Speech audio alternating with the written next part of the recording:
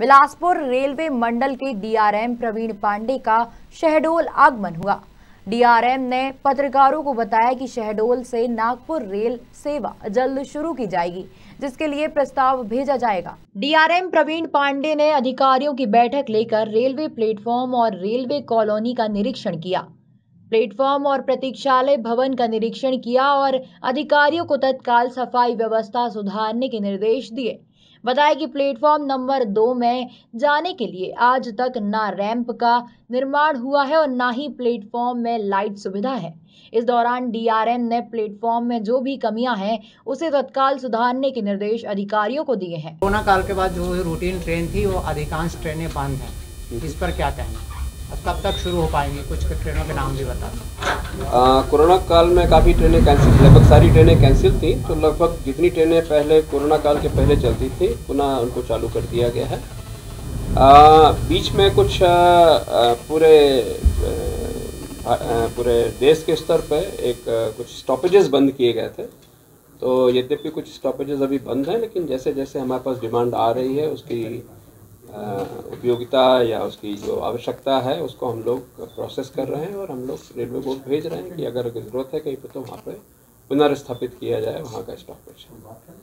दूसरा ये थे कि जो भी अभी यहाँ पर ये थे कि कोयला ट्रैक शुरू, कोयले की गाड़ियों को बहुत प्राथमिकता दी जाती है, जिसके कारण आम जनता की जो गाड़ियाँ कभी डिले होती हैं, कभी कैंसिल हो जाती हैं। मैक्सिमम 15-15, 20-20 दिन तक परिचालन के नाम पे या मेंटेनेंस के नाम पे या थर्ड लेन के नाम से 1.5 महीना गाड़ियाँ वो रहती हैं। तो कब तक ये पटरी पे आ जाएंगी? आपका क्वेश्चन मैं 3 भागों में इसका जवाब दूंगा।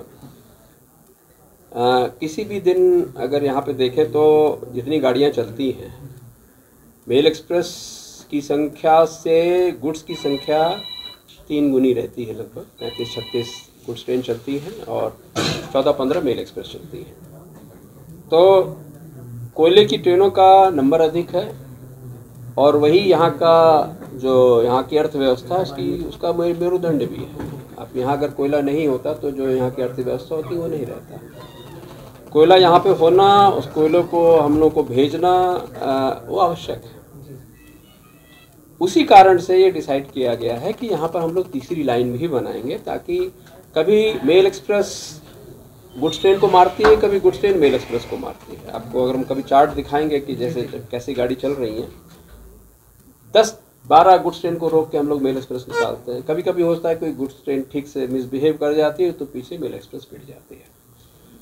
उसी के लिए हम लोगों ने कोशिश की है कि हम लोग तीसरी लाइन बना रहे हैं और काफ़ी बना भी दी है। हम लोगों ने अमलाई से लेकर सिंहपुर बना दी है और वहाँ पर अभी लोड़ा में काम चालू हो रहा है और उसको झलवारा तक बनाएंगे।